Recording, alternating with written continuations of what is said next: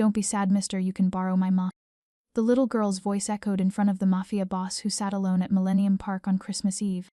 Snow had begun to fall softly that afternoon, each flake drifting down onto the quiet park like a thin layer of dust settling over memories time had long forgotten. Only 1 week remained until Christmas, and all of Chicago was glowing with holiday cheer.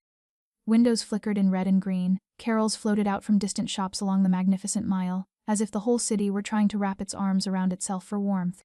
But here, beside the frozen lake where children had once skated with carefree laughter years ago, everything was unbearably still. Dominic Crane sat alone on the cold iron bench, his black wool coat perfectly tailored, not a thread out of place, the kind of coat that cost more than most people earned in months. A faint scar ran along his left jaw, a reminder of the assassination attempt 11 years ago, the night he learned that trust was a luxury he could never afford. His gray eyes, cold as the steel of the gun he always carried, stared at the frozen water without seeing it. In his pocket sat a silver pocket watch, the only thing his father had left behind before being murdered on a Christmas Eve just like this one, 20 years ago, betrayed by his own right hand. Dominic had spent 10 years climbing back from nothing, reclaiming his empire, eliminating every traitor one by one. Now he ruled Chicago's underworld with an iron fist. They called him the Crane for his deadly patience, a man who could wait years to destroy those who crossed him. But tonight, none of that mattered. His eyes were hollow, though he wasn't grieving, not visibly. He didn't grieve anymore, not since he was 16 years old, holding his dying father in his arms while blood soaked through his clothes, while the man who killed him walked away whistling a Christmas carol. Too young, the old associates had whispered, not cruelly, just plainly, like stating an unavoidable fact, too soft to survive this world. So he stopped being soft. And years later, even after he had built everything with his own hands, his empire, his penthouse, the fear and respect of an entire city, he still couldn't stop himself from returning to the image of the boy on that blood-stained floor, quietly praying for a miracle that would never come. This year the feeling was even worse, as if his power had grown too vast, too suffocating, while he himself had become emptier inside the shadow of it. And what sent a chill down my spine was who exactly was that little girl and her mother, and why did that innocent sentence strike straight into the wound Dominic had spent his entire life trying to bury. If this story has touched your heart, hit that like button to share the warmth. Subscribe and ring the bell so you never miss a moment of this journey. Your support means everything, and it helps us bring you more stories that stir the soul. Laughter echoed somewhere in the park, distant and fleeting, and Dominic lifted his head slightly. On the snow-covered path, 2 figures were walking slowly forward. A woman in a thin coat, the kind that had no chance of standing up to Chicago's biting cold, yet she wore it as if that fragile layer was all she had, because in truth it was. Beside her walked a little girl of about 5, wrapped in an old but carefully cleaned padded jacket, her head topped with a knitted hat with 2 rabbit ears, a hat someone had made by hand, pouring every ounce of love they had into each careful stitch. Alina Morrison had left the community clinic an hour earlier. The doctor had spoken as gently as possible, but numbers were never gentle. $120,000. The cost of heart surgery for insurance had refused coverage because Alina only worked part-time. She had stood outside the clinic for 10 full minutes, staring at the paper in her hand without crying, because she had forgotten how to cry a long time ago. She had sold her warmer coat the week before to buy medicine for her child. She had skipped lunch for 3 months to save money for rent. She had done everything a mother could do, yet $120,000 was a number she could never reach, even if she worked herself to death. But tonight was Christmas Eve, and she had promised Lily they would go see the lights. So she folded the paper, slipped it into her pocket, and smiled at her daughter as if the world were not quietly collapsing beneath her feet. They stopped beside a man huddled under the awning of a closed shop, a torn blanket failing to cover his thin shoulders. Alina opened a small paper bag. Inside were cookies she and Lily had baked together the night before using the last of the flour in their home. She handed the man one cookie, Lily added another, and the 2 of them smiled before walking on. They did not have much, but Alina had always taught her daughter that giving was never about how much you owned. Lily held her mother's hand, her small feet trudging through the snow, her mouth bubbling with questions about Santa Claus and reindeer, and whether this year he would be able to find their tiny apartment. Alina listened, her heart tightening, because she did not know if they would still have that apartment by next Christmas. Then Lily stopped. "Mom," the little girl said softly, her voice filled with curiosity. "He would." Alina followed the direction of her daughter's finger. On a stone bench not far away a man sat alone. His coat cost more than Alina's rent for an entire year, yet his posture carried a loneliness deeper than anything she had ever seen. "He is sad like you are when you think I do not notice," Lily added, and it felt as if someone had punched Alina straight in the chest.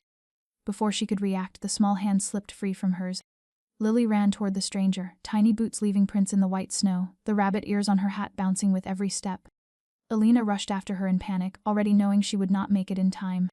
Her daughter had stopped in front of the man, looking up at him with eyes so clear and unguarded, eyes that had not yet learned just how cruel this world could be. The cocoa shop was tucked away behind an old bookstore, and a flower shop closed for the holidays, warm yellow light spilling through fogged glass windows, and a slightly crooked Christmas wreath hung on the wooden door, while inside, neatly arranged pastry shelves and the scent of cinnamon mingled with hot chocolate wrapped around anyone who entered like an invisible wool scarf. Lily was the first to burst through the door, her eyes widening as if she had stepped into a fairy tale, racing toward a small table beside the corner fireplace where flames danced behind glass as though the warmth might vanish if she did not reach it in time. Dominic and Alina followed, and he pulled out a chair for her before sitting himself, a reflex of courtesy ingrained so deeply he could not remember the last time he had done it. Alina sat across from him, her back straight, shoulders slightly drawn and like someone long accustomed to guarding herself. The fire crackled beside them, and outside the snow continued to fall softly, as if the sky were whispering an old story. "Uncle, do you know my bear Biscuit?" Lily began the moment she sat down, without waiting to be invited. "Biscuit is my best friend. He lost one eye, but Mommy says that makes him special because he has seen too many things, so one eye got tired and needed to rest." Alina parted her lips to stop her, but Lily's words flowed on like an uncontainable stream. "My mom works 2 jobs, Uncle. During the day she cleans hotel rooms, at night she carries food for people. But she still comes home to tell me stories every night. Even when she comes back very late and I am already asleep, in the morning I still know she kissed my forehead because I can feel it." Alina lowered her gaze, her cheeks flushing not from the fire's warmth. "Lily, you should not tell our family things to strangers." "But Mommy, he is not a stranger, he is my Coco uncle now," Lily protested, then turned to Dominic with shining eyes. "Do you want to hear about my apartment, Uncle? It is very small, only 1 room. I sleep with Mommy, but it has a window where you can see the sky. Every night I count the stars, but there are not many in the city. Mommy says there are too many lights, so the stars go to sleep early." Dominic listened, and he realized this was the first time in many years someone had spoken to him without fear, without wanting something, without calculating how he might be used. This 5-year-old girl spoke to him as if he were simply a new friend, as if his expensive coat, the scar along his jaw, and his cold eyes did not exist. The server brought 3 cups of hot cocoa, Dominic having ordered at some point Alina had not noticed. She looked at the cup before her, then at him, about to speak, but he spoke first. "You do not need to feel awkward." His voice was low and gentler than she had imagined. "It has been a long time since I had someone to drink cocoa with on Christmas Eve." Lily lifted her cup with both hands, blew softly, then took a small sip, milk foam clinging to her upper lip. "Is it good, Uncle? I told you, cocoa tastes best when you drink it with someone." Alina looked at her daughter, then at the stranger sitting across from her, a man watching Lily with an expression she could not decipher, something buried deep beneath the ice, something slowly melting, piece by piece, perhaps without his own awareness. She lifted her cocoa, warmth spreading into her frozen palms, and for the first time that day, she allowed herself to forget the paper folded in her pocket with the number $120,000 written on it. They sat in the cafe for nearly an hour, until Lily began rubbing her eyes and letting out long yawns, and Alina glanced at the wall clock, startled to realize it was far later than she had thought. "We should go now," she said, her voice carrying a note of reluctance she did not quite understand. Lily had fallen asleep against her mother's shoulder, her breathing slow and even, the rabbit ear hat slipping slightly to one side. Alina stood and lifted her child into her arms, the little girl light as if she had never truly eaten her fill. Dominic rose as well, and before Alina could react, he draped his expensive coat over her shoulders, covering Lily too. She opened her mouth to refuse, but he spoke first. "It is colder outside." His tone left no room for argument. They stepped into the night, the snow having stopped though the cold still cut to the bone. Dominic watched Alina beneath the streetlight, his coat far too large on her slender frame, yet the way she held her daughter close, sheltering and protective, made her look like the wealthiest woman in the world. "I can take you home," he said. Alina shook her head, a soft smile touching her lips. "Thank you, sir, but we can take the bus, the stop is right on the corner." She slipped his coat from her shoulders and handed it back, her hands trembling with cold but her gaze steady. "I am not used to receiving too much from strangers." Dominic took the coat, his fingers brushing hers by accident, cold as ice. He wanted to say something, but Alina had already turned away, walking quickly toward the bus stop. He stood there watching her, and suddenly realized he did not know her name. "Hey," he called, his voice cutting through the quiet night. She turned back, eyes slightly widened. "What is your name?" It was not a question but a demand, the voice of a man accustomed to giving orders, yet strangely Alina did not feel offended. There was something in the way he asked, as if he were asking permission to know, as if the answer mattered more to him than he wished to admit. "Alina." She hesitated for a second, then added, "Alina Morrison. And this is Lee." Dominic nodded, carving the name into his memory as if it were the most vital piece of intelligence he had ever received. Alina did not ask his name, perhaps because she did not expect they would ever meet again, perhaps because she had learned not to hope for anything from anyone. "Merry Christmas to you," she said, then turned away once more. This time she did not look back. Dominic stood there watching mother and child fade into the darkness, their figures shrinking until they disappeared around the corner. His hand still held the half-eaten star-shaped cookie, and he did not know why he had not finished it, perhaps because he did not want it to vanish, perhaps because it was the first gift he had ever received that had not been paid for in blood. He returned to his penthouse near midnight, the vast apartment at the top of the building overlooking all of Chicago blazing with lights, yet tonight that vastness only made him feel more empty than ever. He sat in the darkness, the cookie resting on the table before him, unable to sleep. The image of the little girl in the rabbit ear hat kept returning to his mind, and the young mother with brown eyes that had seen too much suffering yet still looked at her child with all the love in the world. He pulled out his phone and dialed a familiar number. Marcus answered after the first ring, his voice alert despite it being nearly 1 a.m. "Boss. I need you to look into someone," Dominic said, his voice low and cold, the same tone he used when issuing orders. "She has a daughter named Lily, about 5 years old. I want to know everything about her." There was a second of silence on the other end. In 10 years of working for Dominic, Marcus had never heard his boss ask to investigate someone unrelated to business, unrelated to enemies, unrelated to money or power. "Yes, sir," Marcus replied, his professional tone masking his surprise. "I will have a report by morning." Dominic ended the call and looked out the window as snow began to fall again. He did not know why he was doing this, did not know what he was searching for. He only knew that for the first time in 20 years, someone had looked at him, truly seen him, and had not run away. Marcus arrived the following morning just as the sun was rising. Though Dominic had been awake for a long time, perhaps he had not slept at all, sitting in his study with the star-shaped cookie still on the desk, hardened and stale yet untouched, and Marcus placed a thin folder in front of his boss. The face of the 36-year-old man revealing nothing despite the questions stirring inside him. "Alina Morrison, 27 years old," Marcus began, his voice even and clinical like a financial report. "Orphaned at birth, placed into the state system, moved through 12 foster families before turning 18, and Dominic turned the first page, looking at the small photograph of Alina in the file, brown eyes staring straight into the camera as if daring the world to look back. "The 7th family," Marcus continued, "had reports of physical abuse from the foster father, but she never testified. A social worker noticed bruises and removed her. The 9th family treated her like unpaid help, caring for 5 other children while still attending school." Dominic turned another page, each one opening a new chapter of pain. At 18 she was released from the system with nothing, no money, no family, no place to live. She stayed in a homeless shelter for 6 months, doing whatever work she could to survive. At 20 she met a man named Kevin. He promised to stay forever.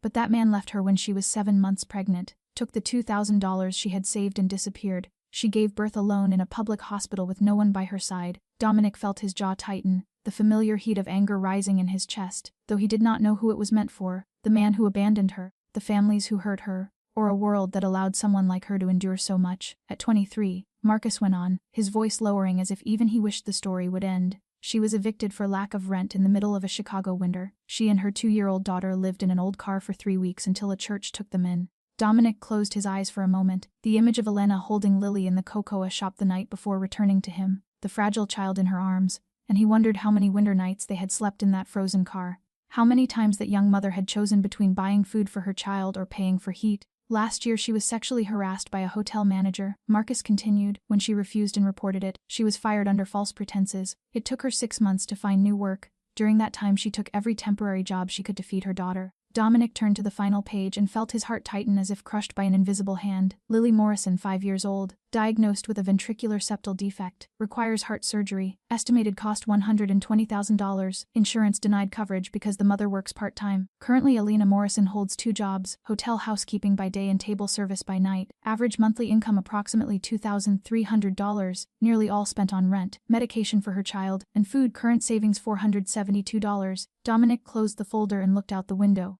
Where Chicago was waking up, skyscrapers gleaming under the pale morning sun, the city he ruled, where $120,000 was the cost of a single elite party, the price of the watch on his wrist, the amount he had once burned through in a single night at a casino without blinking. Yet for Alina it was a number she could never reach no matter how hard she worked.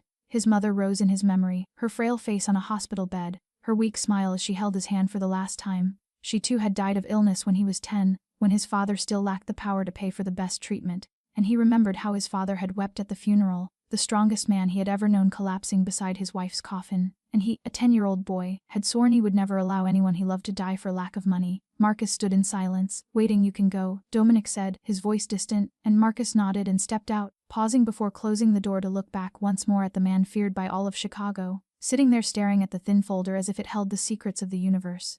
And as the door closed, Rosa entered, the 55-year-old housekeeper who had cared for Dominic since his mother's death, setting a cup of coffee on the desk, glancing at the hardened cookie, then at her employer. "You did not sleep," she said. Not a question. Dominic did not answer, and Rosa was used to his silence. But today something was different. She saw in those cold gray eyes something she had not seen in 20 years. Not since the 16-year-old boy had held his father's body and sworn never to be weak again. Something was melting, something was awakening, and Rosa, who had prayed every night for her young master to find the light, smiled quietly and stepped out, leaving Dominic alone with thoughts that for the first time in his life were not about power or hatred. A week passed, and while Alina was cleaning a hotel room, her phone rang, the number from the children's hospital, and she answered with her heart tightening, convinced something had happened to Lily. Yet the voice on the other end delivered an entirely different message. "Mrs. Morrison, I am calling to share some wonderful news," the woman said, her tone bright and excited as if she were handing over a winning lottery ticket. "An anonymous benefactor has agreed to cover the full cost of your daughter's surgery, including hospitalization and postoperative care. You may bring Lily in so we can schedule the operation." And Alina stood frozen in the half-cleaned room, a cloth still in her hand, her heart racing not with joy but with fear. Because in 27 years of living she had learned a painful lesson that no one ever gave anything for free, that every act of kindness carried a price. The 7th foster family had been kind for the first month, before the foster father began hitting her when drunk. The hotel manager had been kind by offering extra shifts to earn more money before cornering her in the supply room. Kevin had been kind and promised to love her forever before disappearing with all her savings when she needed him most. "No," Alina said, her voice hardening. "I will not accept it. Mrs. Morrison, this is an opportunity to save your daughter's life." The hospital employee replied in disbelief. $120,000 completely free, with no conditions at all. "There is nothing free in this world," Alina answered, her voice trembling yet firm. "I do not know who this person is, I do not know what they want, and I will not turn my daughter into anyone's debtor. Thank you, but I refuse." She ended the call with shaking hands, looked down at Lily's photograph in her wallet, her daughter's wide smiling face, and felt tears rise. She knew she was turning down her child's chance to live. She knew she might be making the greatest mistake of her life, yet she could not do it. She had been deceived too many times, knocked down too often by sweet promises that proved to be traps. The hospital called again twice that week, and each time Alina refused.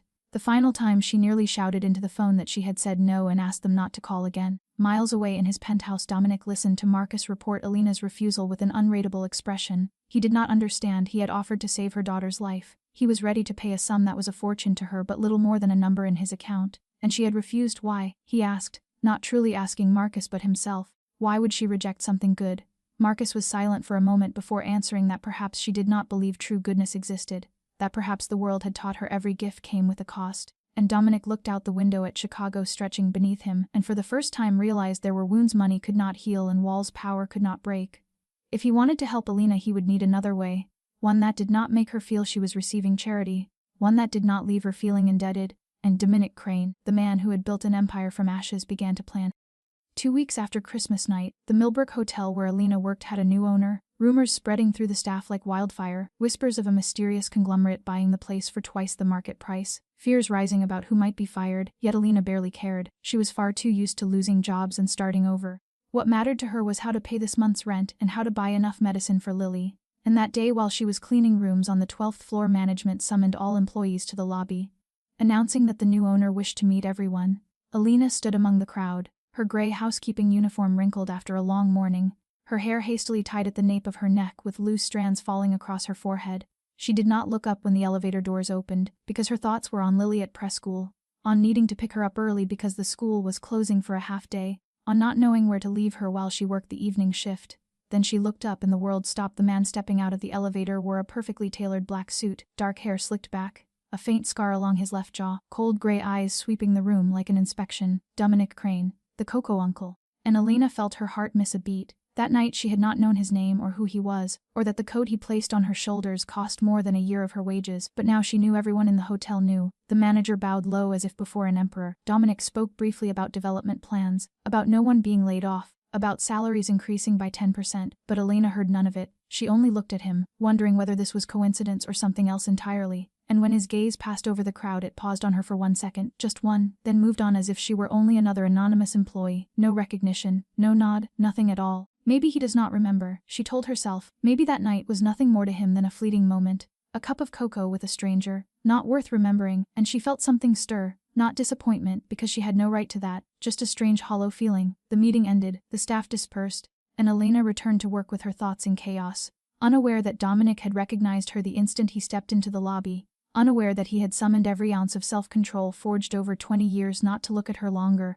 Unaware that his heart had quickened when he saw her there in the gray uniform. Thinner than he remembered, more tired than he remembered, and at 3 in the afternoon as Elena pushed her cleaning cart down the 5th-floor corridor she heard a familiar voice call out, "Mom." She turned and Lily was running toward her, the rabbit ear hat bouncing, small feet echoing on the marble floor, the teacher following behind with an apologetic expression. The school had closed early, Elena remembered. She had forgotten. She was about to scoop her daughter up when Lily suddenly stopped, wide eyes staring past Elena and lighting up, as if she had just seen Santa Claus. "Cocoa uncle," the little girl shouted, bursting past her mother and running straight toward the man standing at the end of the hallway. Dominic had no time to react before Lily wrapped her arms around his legs, clinging as if afraid he might disappear. "Cocoa uncle, do you remember me? I am Lily. I gave you cookies in the park. Remember, this is my mommy." She turned to point proudly at Elena as if presenting her greatest treasure. Marcus stood beside his boss, struggling to keep his face neutral while very much wanting to laugh. The hotel manager stood frozen in shock. And Dominic, the most powerful mafia boss in Chicago, looked down at the little girl hugging his legs with her rabbit ear hat slipping sideways.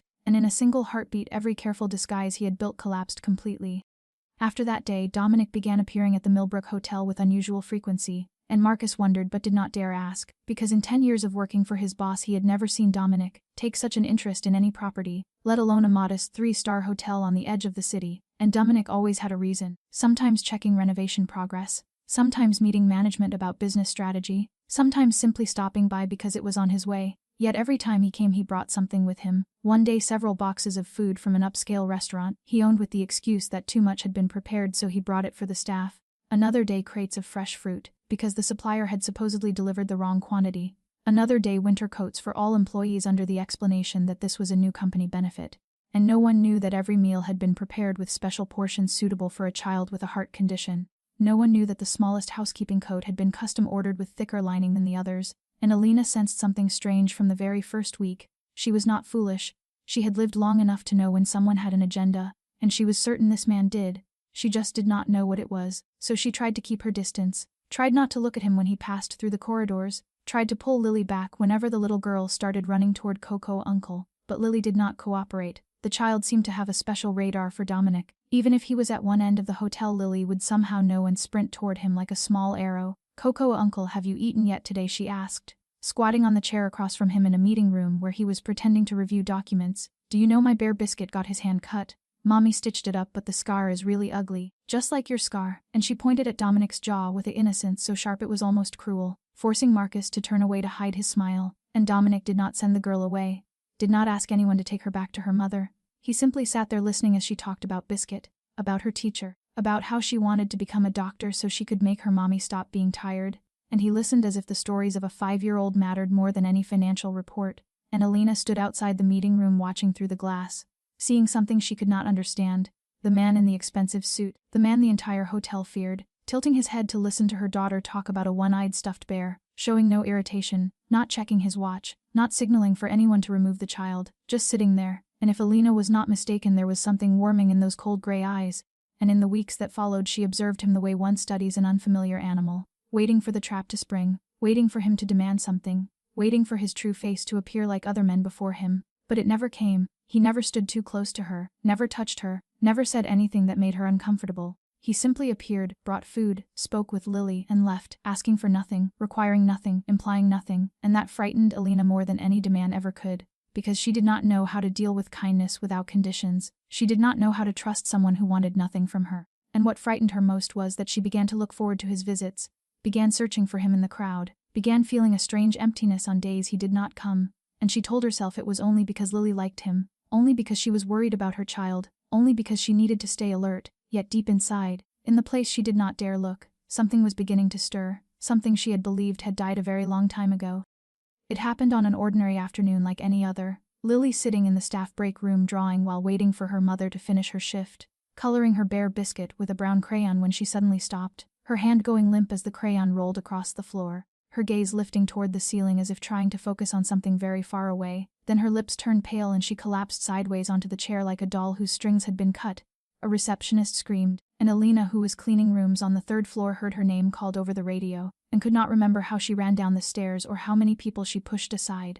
Only that when she arrived her daughter was lying motionless on the floor, her face white as paper, her lips deep blue. "Lily, my baby, do not be afraid, mommy is here." Alina dropped to her knees, her trembling hands touching her child's face, icy cold. She did not know what to do. She had read about these symptoms during sleepless nights. She knew it meant her child's heart could no longer pump enough blood.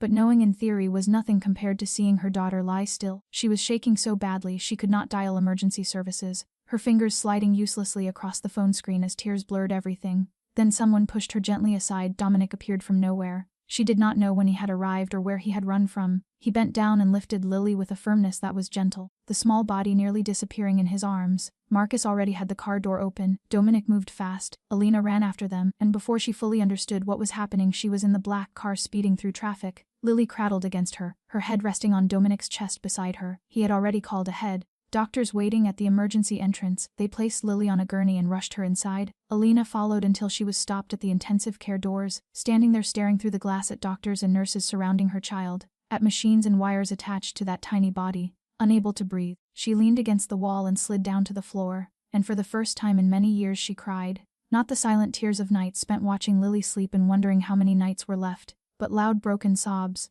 her whole body shaking as if every pain she had suppressed through 27 years of living burst free in that moment. Dominic sat down beside her. He said nothing, did not hold her, did not promise everything would be fine the way others might. He simply sat there in silence beside her on the cold hospital floor, as if his presence was all he had to give. 4 hours later the doctor came out and said Lily was out of danger, but needed to be monitored overnight.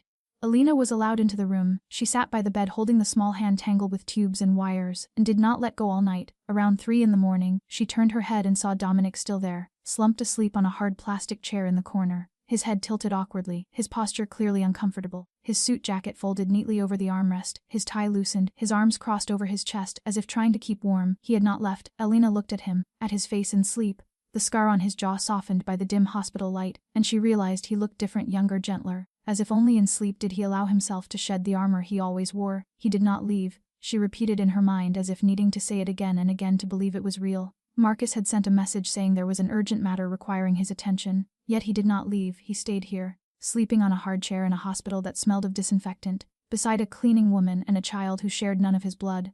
Perhaps not everyone leaves, she thought, allowing herself to think it for the first time. Perhaps, just perhaps, some people stay. Lily was discharged from the hospital after 3 days and everything seemed to be getting better. Dominic continued to stop by the hotel regularly. Lily still ran to hug Coco uncle whenever she saw him, and Alina, though still cautious, had begun to allow herself to believe that perhaps this man truly was different. Then one afternoon everything changed. Alina was pushing her cleaning cart past the kitchen area when she overheard 2 cooks talking inside, their voices hushed but loud enough to slip through the half-open door. "Do you know who the new owner really is?" one of them said. "Dominic Crane, the biggest mafia boss in Chicago." The other replied with a tremor in his voice. "I heard he's killed more than a dozen people. Not with his own hands though. He's got an entire crew for that. Anyone who messes with him is finished. They say some guy who owed him money was found floating in the Chicago River, head in one place, body in another." Alina stood frozen outside the door. Her cart stopped in the middle of the hallway, her hand gripping the metal handle until her knuckles turned white. Mafia, killing, the Crane. The words spun through her mind like a storm. She thought of his cold gray eyes, the scar along his jaw, the way people bowed their heads when he passed as if death itself were walking by. She thought of Lily, her small precious child, wrapping her arms around the legs of a man who could order someone killed without blinking. She thought of how she had unknowingly let her daughter stand so close to danger. That evening when Dominic appeared at the hotel with boxes of pastries for the staff as usual, Alina pulled Lily away before the child could see him. The next day when he asked after Lily through the manager, Elena had a coworker lie and say she was busy. The day after that when Dominic went to the staff break room himself, Elena took Lily out through the back door. She avoided him like a plague, like the scythe of death itself, because to her now he was death.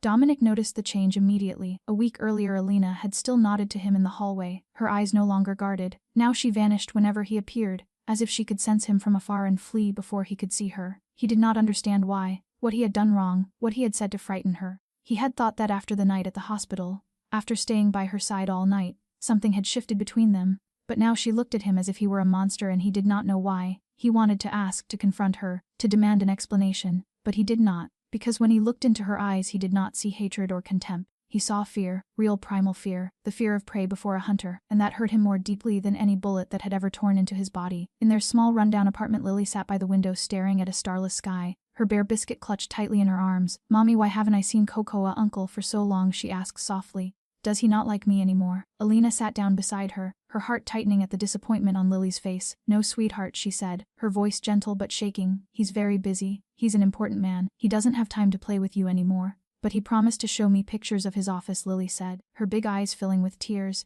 "He said he would buy me a new bear biscuit because mine has a torn ear." Alina pulled her daughter into her arms, feeling as if someone were crushing her heart in their fist. She knew she was hurting her child, knew how much Lily cared for that man, but she was a mother, and a mother's duty was to protect her child, even if it meant protecting her from the people she loved.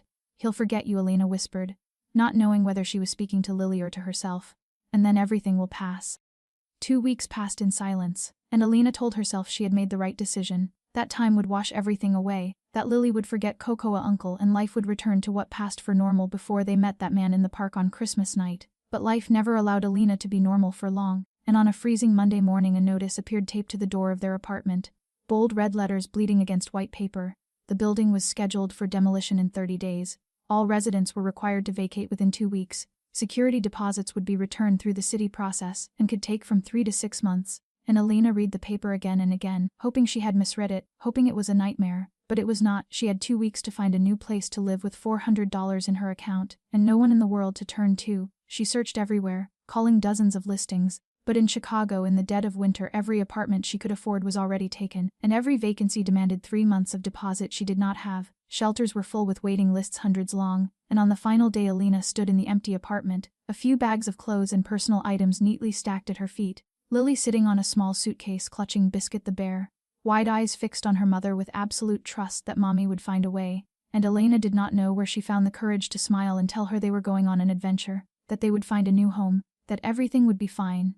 That night they slept at a bus station, Alina holding Lily close, a thin coat wrapped around them as if it could hold back the -10-degree cold outside. On the second day Lily developed a fever. On the third day the fever climbed to 39 degrees and the little girl began shaking uncontrollably, and Alina panicked. She knew that with Lily's heart condition a high fever could cause dangerous complications, could overwork her heart, could kill her.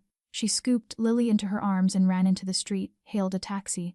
But when it arrived and she searched her wallet she realized she had only $17 left. Not enough to reach the children's hospital on the other side of the city. "I will pay you later," she begged the driver, tears streaming down her face without her noticing. "My daughter is very sick, please, I will do anything." But the driver shook his head, his eyes already hardened by too many tragedies in this city, and drove away without looking back. And Alina stood there in the middle of the street, Lily burning hot and barely conscious in her arms, not knowing what to do or where to go or who to call. She had burned every bridge, refused every hand offered, locked herself inside the prison of pride and suspicion. And now when she needed someone most she had no one at all. She collapsed onto the sidewalk clutching her child and was ready to pray to any god willing to listen. And then a black car stopped in front of her. The door opened and Dominic stepped out, his face carved from ice but his eyes burning. He did not ask why she was there or what had happened or why she had avoided him for 2 weeks. He simply bent down and gently but firmly lifted Lily from her arms, carrying the child into the car as if she were a fragile treasure. "Get in," he told Alina, his voice allowing no argument, and Marcus had already sped away before she could close the door. "How did you know?" Alina asked, her voice raw from crying and cold, and Dominic did not look at her, his gaze fixed on Lily lying limp against his chest. "I always know," he said, and Alina did not know what he meant, whether he was talking about being evicted, about Lily's illness, or about everything she had tried so desperately to hide from him for the past 2 weeks. Lily woke the next morning, the fever gone, her wide eyes opening to take in the unfamiliar hospital room, before settling on the familiar face seated beside her bed. "Cocoa Uncle," she whispered, her voice weak yet her smile bright like sunlight after a storm. "You did not forget me," and Dominic held her hand, the tiny fingers almost disappearing in his palm. "I will never forget you," he said, his voice gentle in a way Marcus, standing quietly outside the door, had never heard in 10 years of working beside him, and Alina stood in the corner watching them, unsure what she was supposed to feel. Because she had tried to keep her child away from this man, had believed he was dangerous, had thought he would bring only disaster. Yet when she needed someone most, when she stood in the freezing night with her child dying in her arms, the one who appeared was him. The doctor said Lily needed at least a week of rest, needed a warm and clean environment, needed proper meals and freedom from stress. And Alina listened and nodded, knowing in her heart she could provide none of it. because she had no home, no money, nothing at all but her bare hands and her boundless love for her child. And when the doctor left, Dominic stood and walked toward her, stopping at a distance close enough to speak yet far enough that she would not feel threatened. "You and Lily can stay temporarily in my apartment," he said calmly as if discussing the weather. "Not the penthouse, another place I own in Lincoln Park. Fully furnished, safe, close to the hospital and close to Lily's school." "No," Alina said at once, instinctively. "I do not need charity. I do not need pity. I will take care of myself." And Dominic looked at her, and in his gray eyes she saw no anger or irritation, only something like understanding. "How will you take care of yourself?" he asked without judgment. "By sleeping on the street with a 5-year-old child with heart disease in the middle of a Chicago winter. By letting Lily die because you are too proud to accept help." And Alina felt as if she had been struck across the face. She wanted to scream at him, to say he understood nothing, that she had spent her entire life taking care of herself, that every time she accepted help she paid a terrible price.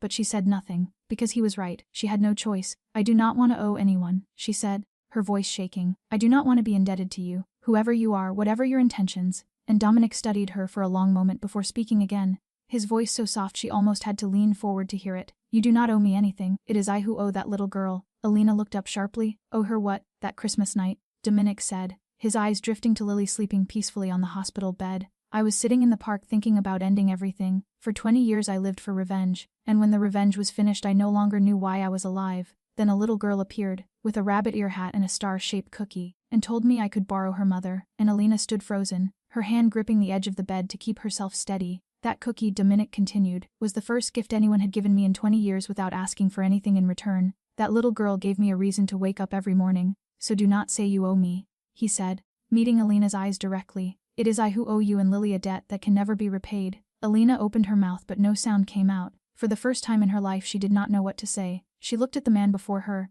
the man the entire city feared, and in his cold gray eyes she saw not a mafia boss but a lonely man who had been saved by a 5-year-old child who did not even know she had done so. She looked at Lily sleeping with a faint smile on her lips, perhaps dreaming of Cocoa Uncle. Then she turned back to Dominic. "All right," she said, her voice barely audible as if each word had to push through a fortress inside her chest. "But only temporarily, only until I find another place." And Dominic nodded. And had Alina looked more closely she would have seen the faintest lift at the corner of his mouth, a smile so small it almost did not exist, yet the first real smile he had worn in many years. The apartment in Lincoln Park was not a penthouse as Dominic had said, yet to Alina it might as well have been a palace. 2 spacious bedrooms with floor-to-ceiling windows overlooking Lake Michigan, a fully equipped kitchen with a refrigerator already stocked with food, a warm living room with an electric fireplace and a soft sofa large enough for all 3 of them to sit together.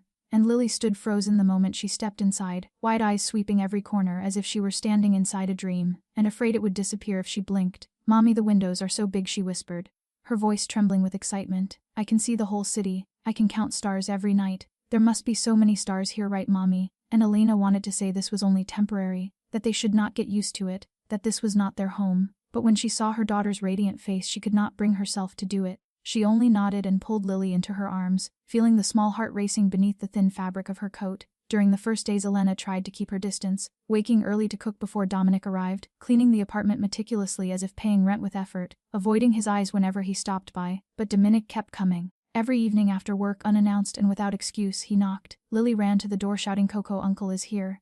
And he stepped inside as if this were where he belonged. He did not bring expensive gifts or luxuries, only ordinary things: a tub of vanilla ice cream because Lily said it was her favorite, a new coloring book because the old one had run out of pages, a small bundle of wildflowers bought on a street corner because he thought Alina liked yellow. He ate dinner with them. Simple meals Alina cooked from whatever she found in the refrigerator. Nothing elaborate, just pasta with tomato sauce or chicken vegetable soup. Yet Dominic ate as if it were the finest meal of his life, and perhaps to him it truly was. Rosa had cooked for him for 20 years, dishes perfect in technique but missing something he had never known how to name. And now he understood what it was, the feeling of being fed because someone cared, not because it was their duty. After dinner Lily would drag Dominic over to see her drawings, force him to be the audience for imaginary ballet performance, or read him a book even though she could not yet read, and was inventing stories from the pictures. And Dominic sat there listening, nodding solemnly as if she were presenting a $1,000,000 business plan. And when Lily fell asleep the 2 adults sat by her bed, watching the angelic face in sleep, neither speaking for a long time, until one night as Elena stood to make tea Dominic spoke softly. "My mother died when I was 10. Elena stopped and turned to look at him, moonlight spilling through the window across his face, the scar along his jaw almost disappearing in the gentle light. "She had cancer," he continued, his voice low and distant as if coming from far away. "At that time my father did not have the money he later gained, and the best treatments were out of reach. She died in a public hospital on an old bed. and I lay beside her through her final night because there were not enough chairs for family members. Alina sat back down, not on a chair but on the floor beside him, her back against the wall, her shoulder almost touching his. She was the last person who held me without wanting anything from me, Dominic said, his eyes still on Lily. Until this little girl appeared, and Alina said nothing. She simply stayed there beside him, in a room filled with moonlight and the steady breathing of a sleeping child. She did not touch him or offer words of comfort, but she was there, and sometimes that was all anyone needed. They remained that way until dawn approached, saying nothing more. Two adults long accustomed to loneliness slowly learning how to exist beside another human being without having to explain or prove anything at all. Everything shattered on an ordinary afternoon when Alina was tidying the living room and Dominic's phone vibrated on the table while he was in the shower and did not hear it. And she had no intention of looking, yet the screen lit up with a message from Marcus displayed clearly before her eyes. The hospital has confirmed receipt of the full amount of $120,000 for the surgery of Lily Morrison. The operation has been scheduled for next month per your request. And Alina stood frozen, a pillow still in her hands halfway to the sofa, reading the message once, twice, 3 times as if hoping she had misunderstood. But every word remained there, sharp and merciless. The anonymous donor, the one she had refused without hesitation, because she did not believe anyone could be that kind. The stranger she thought existed somewhere far away, was in fact the man standing under the running water only a few steps from her. It had all been him from beginning to end, and when Dominic stepped out, Alina was standing in the middle of the room holding his phone, her face pale as paper. He saw the glowing screen, saw the message, and understood instantly. "Elena, do not say my name," she cut him off, her voice trembling yet sharp as a blade. "It was you from the very start. The anonymous donor was you. You bought the hotel where I work for this. You let us stay here for this. Everything was your plan." "No, that is not it," Dominic said. But he did not know how to explain, did not know how to find words that would make her understand he had no hidden agenda, that he only wanted to help, that he truly cared for her and Lily and was not playing some twisted game. Because all his life he had spoken only in commands and threats, and no one had ever taught him how to explain his heart. Nodded. Alina laughed bitterly as tears streamed down her cheeks. "Then what is it? What do you want from me? A man like you never does anything without a purpose. What am I to you? A lover, a doll, or just entertainment so you can feel like a good man?" "I want nothing from you," Dominic said, his voice rough and breaking. "Alina, you have to believe me." "Believe you?" Elena repeated as if it were the cruelest joke she had ever heard. "I believed a man who promised to love me forever and vanished with all my savings. I believed foster families who said they would protect me and beat me behind closed doors. I believed that if I worked hard enough life would get better. Do you know what I got? Nothing, only pain and disappointment." She turned away and started toward the bedroom. Dominic followed, but she raised her hand to stop him. "Do not follow me. I will pack and leave right now." "You cannot go," Dominic said, desperation creeping into his voice without his realizing it. "Lily needs surgery. You have nowhere to go. It is still winter outside." "That is not your concern," Alina said as she entered the room and began throwing clothes into a bag with shaking hands. She would find a way. She always did. She had survived 27 years without anyone and she would keep surviving. Lily was napping in the next room, but the noise woke her, and she came out rubbing sleepy eyes to see her mother crying and shoving clothes into a bag. "Mommy, where are we going?" Elena did not answer and kept packing. Lily turned to Dominic standing rigid in the doorway, his face twisted in pain as if being torn in half. "Coco, uncle," the little girl ran to him, tears rolling down her round cheeks. "Why is mommy crying? Are we leaving?" "I do not want to go. I like it here. I like you." And then she wrapped her small arms around his legs, clinging as if afraid he would disappear. "Do not let mommy take me away. I do not want to go. I want to stay with you. Please do not leave me." And Alina stood there watching her daughter sob, watching the man she had just accused of manipulation bend down and gently stroke Lily's hair with hands that had taken lives yet now trembled like leaves. And she no longer knew what she was supposed to do. Alina did not leave that night, not because she had forgiven Dominic, but because Lily cried until she was exhausted and fell asleep in her mother's arms with her small hands still wrapped around his leg. And Alina could not bring herself to wake her, and Dominic lifted Lily gently onto the bed and then left without another word, the door closing softly behind him like a sigh. And in the days that followed, Alina returned to work at the hotel, because she needed money and she needed to stay busy so she would not have to think about the man she no longer knew whether to trust. Dominic no longer appeared, at least not where she could see him. Yet she knew he was still watching because Marcus occasionally showed up in the hallways under the excuse of checking security, and because coworkers mentioned that someone had instructed management to give her lighter shifts. And one afternoon while Alina was resting between shifts in the staff room, a man walked in, around 45 years old, wearing an expensive gray suit, black hair slicked back, a polite smile on his lips but eyes as cold and reptilian as a snake's. "You are Alina Morrison, correct?" he asked, his voice calm yet carrying a strange weight. "My name is Victor Zheng, an investor. I am considering acquiring this hotel." And Alina stood up, the survival instincts sharpened over 27 years of hardship warning her that something was wrong. "What do you need, sir?" Victor sat down across from her as if he owned the place, folding his arms and tilting his head to study her like merchandise. I hear you have a close relationship with the current owner, Dominic Crane. I have no relationship with him, Alina replied cautiously. I am just a housekeeper. Victor smiled softly, a smile that made Alina's skin crawl. Mrs. Morrison, I am a businessman. I know how to gather information. I know you and your daughter are living in Crane's apartment in Lincoln Park. I know he paid $120,000 for your daughter's heart surgery. I know he visits you every evening after work. A man like Dominic Crane does not do these things for an ordinary housekeeper.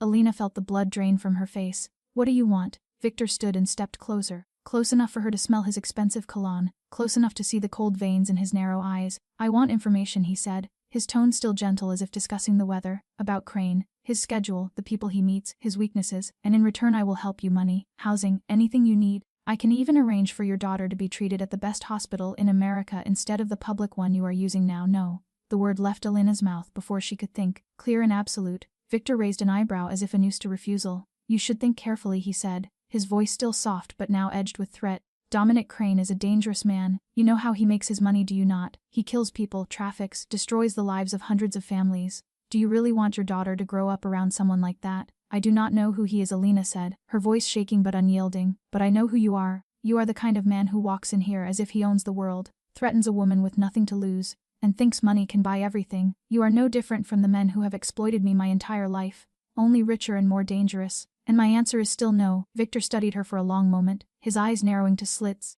Then he smiled, a smile that made Alina feel as though someone were walking across her grave. You are brave, he said, or foolish. I hope you do not regret this decision, Ms. Morrison. He turned to leave but paused at the door and glanced back. Oh, and your daughter attends Sunshine Press School in the Lincoln Park area, correct? That street is rather quiet in the afternoons. You should be careful. He walked out and the door closed, and Alina collapsed into the chair, her body shaking uncontrollably, wrapping her arms around herself and struggling to breathe. And in that moment she realized something unsettling. Dominic Crane was Mafia, a killer, everything she should fear. Yet from the first night she met him in the park until now he had never frightened her the way Victor Zeng had managed to do in just 10 minutes.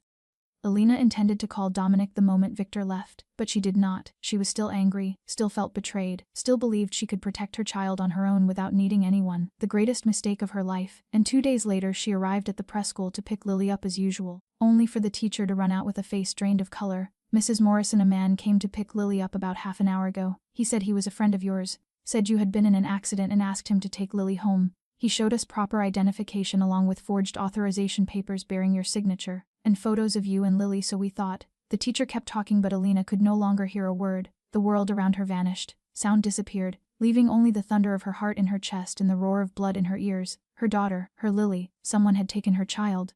She did not remember falling to the floor or who helped her up or whether she screamed or cried.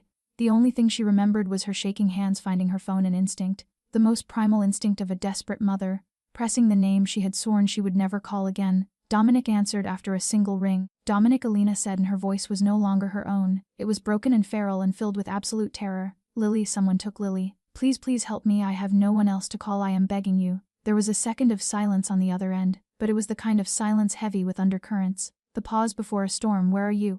Dominic's voice was ice cold, yet Alina heard in it something that made her believe he would anything to bring Lily back. Sunshine Press School. Dominic hung up without another word. 15 minutes later 3 black cars screeched to a halt outside the school and Dominic stepped out like death made flesh, dressed in a black suit, gray eyes so cold the nearby teacher took several steps back. Marcus was beside him along with 5 or 6 large men Alina had never seen before, all wearing the faces of men ready to kill without hesitation. Dominic stopped in front of Alina, did not hold her, did not comfort her. He only looked at her for a single second and said, "Tell me everything you know." Alina told him about Victor, about the meeting 2 days earlier, about the threat, about the way he had mentioned Lily's school. She spoke through tears, blaming herself for not calling Dominic right then. Dominic's face remained unreadable throughout, like a statue carved from stone, yet Alina saw his jaw clench, saw his hands curl into fists, saw a storm gathering in those gray eyes. "Victor Zeng," Dominic said as if reading out a death sentence. Then he turned to Marcus and began issuing orders, fast, precise, ruthless like a general on a battlefield. "Mobilize all our people. Activate every informant. Contact the bought undercover cops. Lock down every exit from the city. Find every property Victor owns within 100 miles. I want to know where the child is within 2 hours." Alina stood there watching Dominic command an army like a conductor leading an orchestra, watching large men bow and move without question, watching his phone vibrate endlessly with calls from all directions, watching him make decisions that could determine the fate of dozens of lives without a flicker of doubt. She was seeing the real Dominic Crane, the most powerful mafia boss in Chicago, the Crane with lethal patience, the man the entire city feared. And yet strangely she was not afraid. because she knew all that dark power, all that ruthlessness and danger, was being unleashed to save a 5-year-old child who was not his blood, a little girl who had given him a cookie on Christmas night and called him Coco Uncle. 1 hour and 45 minutes later Marcus ran up with news. We found her. An old warehouse on the southern outskirts, owned by a shell company linked to Victor. Dominic nodded and turned to Alina for the first time since arriving. Stay here, he said, his voice allowing no argument. I will bring Lily back to you. Then he walked away without looking back, and Alina watched him disappear into the car carrying all her hope with him, praying he would keep his promise. The warehouse was hidden behind an abandoned industrial zone on the southern outskirts of Chicago, a place without streetlights where the only sound was the wind screaming through broken window frames. And Dominic and his men arrived just as night fell, the sky a dull gray that mirrored his eyes and his state of mind. 6 guards outside, Marcus reported quietly through the radio. Victor inside with 4 others. The child is on the 2nd floor eastern corner, and Dominic said nothing. He simply checked the weapon in his hand and signaled his team to move. They struck fast and silent like ghosts. Suppressed gunshots cracking dry through the night as each guard fell before he could make a sound. Dominic led the way, stepping over the bodies of those who had dared touch someone he cared about without once looking down. The door to the 2nd floor burst open and Dominic saw Lily, curled in a corner clutching the worn biscuit bear that someone had stuffed back into her bag before taking her, her wide eyes red from crying but no sobs escaping. And when she saw him, instead of fear from the gunfire, instead of panic at armed strangers, she smiled, a tired smile filled with absolute trust. Coco Uncle, she whispered. I knew you would come. Dominic moved toward her, but at that moment Victor appeared from a side door, gun aimed straight at Lily. Crane, he said, smiling while his eyes burned with madness. I did not expect you to risk your life for a child who is not even yours. You are more foolish than I thought. Dominic stopped, his gun still in hand but unable to shoot with Victor standing so close to Lily. Drop the gun, Victor ordered slowly. Dominic looked at Lily, who stared back with fear, but still with faith, as if she knew Coco Uncle would protect her no matter what, and he let the gun fall. Kick it away, Victor said, and Dominic did. Victor laughed, stepping closer, gun still trained on Lily. You know, Crane, he said with relish, I have waited for this moment for 10 years. My father lost everything because of you, and now I will take what you treasure most. He turned the gun toward Dominic, but in that instant Dominic lunged. The shot rang out, tearing pain through his left shoulder, but he did not stop. He crashed into Victor with all his strength, and they hit the floor together, the gun skidding away. They fought, Victor striking Dominic's wounded shoulder, making him grind his teeth in agony, but Dominic was faster, stronger, and when cornered no one was more dangerous. He punched Victor once, twice, 3 times until the man stopped moving. Then he stood, blood soaking through his white shirt, and went to Lily, dropping to his knees in front of her. It is all right now, he said, his voice hoarse from pain and exhaustion. I am here. Lily threw herself into his arms, her small arms locked around his neck as if afraid he might vanish. She did not scream or cry, she just held him, whispering over and over that she knew he would come, that she told the bad man he would come, that she was not afraid, because she knew he would come. Dominic held her, ignoring the blood seeping from his wound, ignoring the fire tearing through his shoulder, holding her and feeling something he had not felt in 20 years, peace. 15 minutes later, when Marcus's car pulled up to the hospital, Alina was already waiting at the emergency entrance. She saw Dominic step out, his white shirt soaked red, his face pale from blood loss, but in his arms Lily slept peacefully safe. Alina ran forward, tears streaming down her face, not knowing whether to grab her child first or reach for him. She is fine, Dominic said weakly, still trying to smile. She was very brave, just like her mother. Alina took Lily from his arms and as she did her hand brushed his blood warm and real. She looked at him, at the man who had bled for her child, who had not walked away when she pushed him out, who had not walked away when she accused him, who had not walked away when she needed him most. Thank you, she whispered, and the words carried far more than gratitude. Dominic nodded, and then his knees gave way and doctors rushed him into the emergency room immediately. Dominic remained in the hospital for 2 weeks because of the wound in his shoulder, the bullet having passed cleanly through muscle and, by luck alone, missing bone and major arteries, and Alina visited every day, bringing Lily with her, bringing meals she cooked herself, bringing coloring books and the endless stream of stories Lily poured out without pause. And she did not speak much to Dominic, but she was there, and her presence said everything words could not. And 1 month after Dominic was discharged, it was Lily's turn to lie on the operating table, the heart surgery lasting 7 long hours. 7 hours during which Alina sat in the waiting room with her hands clenched so tightly her fingernails dug into her palms and left red marks, and Dominic sat beside her without speaking, simply holding her hand, and this time she did not pull away. And when the doctor came out smiling and said the surgery had been a success and Lily would be able to live a normal, healthy life, Alina broke down in Dominic's arms and he held her as if she were the most precious thing he had ever touched. A whole year of peace passed, a year of shared dinners in the Lincoln Park apartment, that Alina no longer called Dominic's but called ours, a year of mornings when Dominic drove Lily to school before going to his office even though his office was in the opposite direction, a year of late nights when they sat together on the sofa after Lily had fallen asleep, talking about everything and nothing, learning how to trust, learning how to love without needing to say the words aloud. And then Christmas came again. Lily's school put on a holiday play and she was chosen for the lead role, a little girl searching for a lost light in the winter night, and Elena sat in the front row beside Dominic in his usual black suit, but this time wearing a red tie because Lily had said red was the color of Christmas and Cocoa Uncle had to wear a red tie to cheer for her, and Rosa sat beside Dominic, the elderly housekeeper already crying before the lights even dimmed because she said her young master finally had a family, and Marcus stood in the back row ever vigilant out of habit yet today with a smile on his lips, and the stage lights came up and Lily stepped out, wearing a shimmering white dress with feathered angel wings on her back, her face radiant beneath the lights, no longer small and pale like the year before, her cheeks rosy, her eyes bright, her heart beating strong and normal for the first time in her life, and the play told the story of a little girl lost in a dark forest searching for a light the winter wind had blown out, and along the way she met many people, each lending her a bit of their own light, kindness, courage, love, until she realized the light was never gone. It had only been waiting for her to find it within the people who loved her. And in the final scene Lily stood center stage beneath the spotlight that made her seem to glow from within. She looked out into the audience and found her mother and Cocoa Uncle in the front row, and she smiled before speaking the final line. "When I am lost in the darkness," she said, her clear voice filling the silent hall, "I borrow my mother's light, and when my mother is lost in the darkness, I will be her light, because love is the light that never goes out." And there was a moment of silence before the entire auditorium erupted in applause, and Elena cried freely, tears streaming down her face without bothering to wipe them away. And she turned to Dominic and saw something she had never imagined she would see. Those cold gray eyes glistening not from the stage lights but from tears he was struggling to hold back, and he did not look at her but at Lily on the stage, yet his hand reached for hers, weaving their fingers together and holding tight as if afraid she might disappear, and Elena squeezed his hand back, and in that moment amid the applause and the glittering lights she understood something at last. They had saved one another. Lily had saved Dominic with a cookie and an innocent sentence on Christmas night the year before. Dominic had saved Lily with a surgery and with his willingness to bleed for her. And together they had saved Elena. Saved her from fear, from loneliness, from the belief that she was unworthy of love. And they were not perfect, none of them were perfect, but they had one another, and sometimes that was all a person ever needed.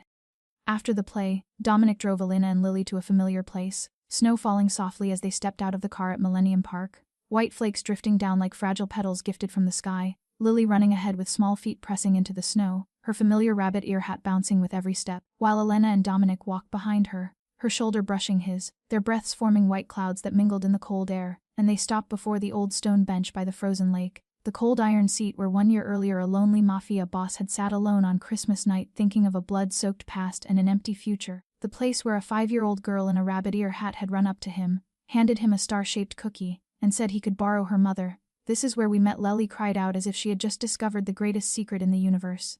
"I remember I gave Cocoa Uncle a cookie right here." And then she opened her small backpack and took out a carefully folded piece of paper. "I drew this for Mommy and Cocoa Uncle," she said, unfolding it with a face bright as the sun. And on the paper were 3 stick figures, the tallest with a red scar drawn on his face, a long-haired figure standing in the middle, and the smallest wearing a rabbit ear hat holding both their hands, above them a sky full of sparkling stars, beneath their feet the stone bench and the lake, and all around them snowflakes drawn in blue, because Lily said the snow in her picture had to be special. "This is our family," Lily said, pointing to each one, "Cocoa, Uncle, Mommy and me," and Elena took the drawing, her hands trembling not from the cold, and she looked at Dominic who was staring at the picture with an expression she had never seen before, gentle and deeply moved. "Dominic," Elena said softly, her voice light as breath, and he looked at her, his gray eyes no longer cold but warm like a fireplace in winter. "Do you want to stay?" she asked, and the question held more than its literal meaning. It asked about the future, about family, about whether he was ready to become part of her and Lily's life forever, and Dominic smiled, the first real smile Elena had ever seen on his face, a smile that creased the scar on his jaw and made him look younger and lighter as if the weight of 20 years had finally been set down. "I have stayed since the night she gave me that cookie," he said quietly. "I was only waiting for you to allow me to stay." And Elena said nothing. She simply stepped closer, placed her hand over his chest where his heart was beating, and she felt that steady, strong rhythm. Dominic bent down, his forehead touching hers, his nose brushing hers, and they stood there for a moment in a world of only 2 people in falling snow like a miracle, until Lily squeezed between them and wrapped her small arms around both. "We have been standing here too long, it is cold," she said, her teeth chattering. "Let's go home, I want to drink cocoa." "Go home," Dominic repeated the words as if tasting something new. Go home, 2 words he had not been able to say for 20 years. 2 words he could finally claim. "Yes, let's go home," he said, lifting Lily with one arm and taking Elena's hand with the other.